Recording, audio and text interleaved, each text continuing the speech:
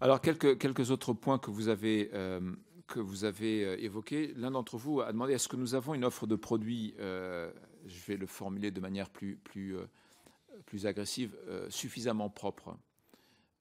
Alors, la réponse, elle est, je crois, dans les chiffres que nous vous avons montrés, mais je préfère revenir dessus. Je le rappelle, en matière d'émissions de CO2, nous sommes le constructeur automobile en Europe le plus performant. C'est factuel, c'est une mesure, elle est accessible. Et donc nous sommes de ce point de vue-là les leaders et parfaitement maîtres de toutes les technologies qui permettent de réduire les émissions de CO2.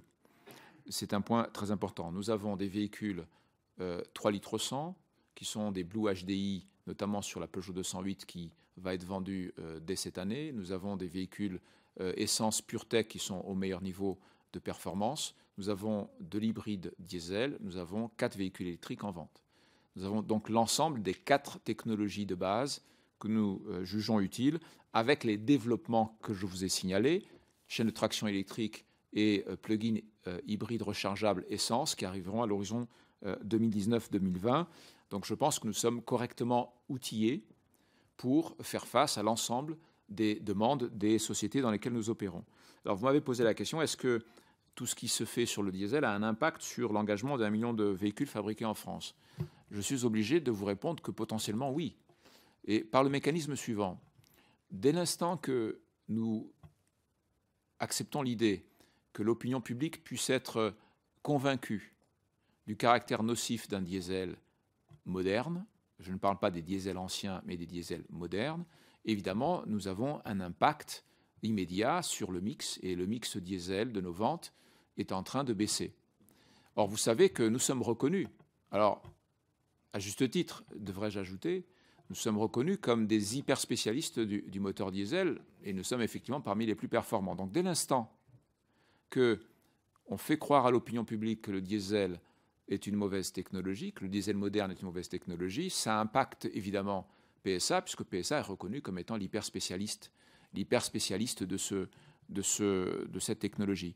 Donc je crois que à la fois l'intérêt de nos concitoyens, l'intérêt de la France et l'intérêt de PSA, c'est de faire en sorte que, quelle que soit la mutation, elle soit progressive.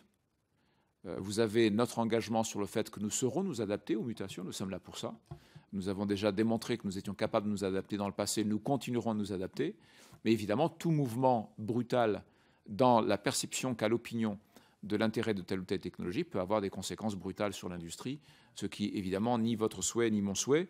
Et c'est pour ça que je trouve qu'il est absolument essentiel, et c'est peut-être le point le plus important de notre échange de ce matin, qu'on utilise des éléments factuels, rigoureux et indépendants pour analyser la question du diesel. Vous avez vu que dans les points qui vous ont été présentés par Gilles Le Borgne, il n'y a aucune donnée de PSA.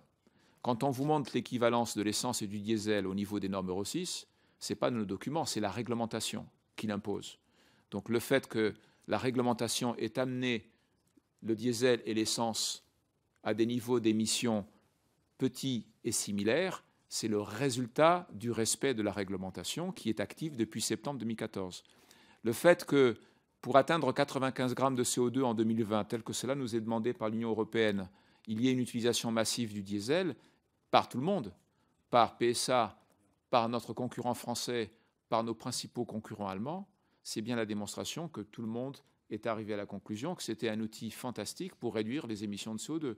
Donc si nous sommes sincères par rapport à notre volonté de traiter le problème du réchauffement climatique, il serait incohérent que nous ne donnions pas au diesel, évidemment, le rôle qui doit être le sien. Si nous avons des inquiétudes sur la question des particules, eh bien, intégrons dans les futures normes Euro 7 ou Euro 8 des contraintes supplémentaires pour traiter des particules à un niveau de taille que je suis maintenant incapable de vous définir, puisque si nous sommes dans une démarche absolutiste, évidemment, ce sera difficile. Mais Gilles Le Borgne vous a expliqué que le filtre à particules était un filtre mécanique qui bloque mécaniquement les particules. Donc, l'ensemble de ces éléments, je crois, sont factuels, ils sont scientifiques.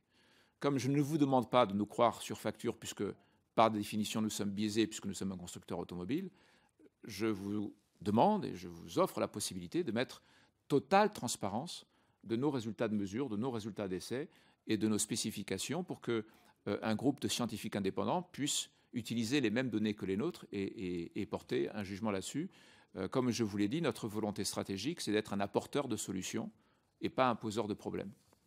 Voilà, Monsieur le Président, je ne veux pas fatiguer l'ensemble des représentants ici présents, parce que si je continue à répondre à toutes les questions, j'en ai encore pour un moment. Peut-être, Gilles. C'est sur GEFCO. Dans cette formidable éclaircie qui nous fait du bon au cœur, je ne voudrais pas assombrir par un petit nuage, mais je voudrais quand même que vous me disiez ce qui se passe sur GEFCO. Sur GEFCO, Monsieur le Président. Pas de problème. Écoutez, d'abord, les nuages font partie de la vie, donc on les observe, parce que ça nous permet de profiter des moments de ciel bleu. GEFCO, ce qui se passe chez GEFCO, vous savez que nous sommes un actionnaire minoritaire de GEFCO, même si historiquement nous étions évidemment l'actionnaire majoritaire, donc nous ne sommes pas en situation de piloter GEFCO. Il faut que ce soit très clair. Je comprends que GEFCO a un problème avec l'activité messagerie de GEFCO, un problème de rentabilité de cette activité, qui n'est pas une activité liée à l'activité de PSA, puisque nous, on utilise GEFCO pour transporter des pièces et des véhicules. Donc, malheureusement, je ne suis pas en mesure de vous expliquer dans le détail ce qui se passe. Un, nous ne sommes pas l'actionnaire majoritaire, donc nous ne contrôlons pas GEFCO. Deux, l'activité qui pose problème et qui suscite les difficultés qui motivent votre question n'est pas liée à l'activité de PSA. Donc malheureusement, je ne suis pas en mesure de vous répondre. Merci.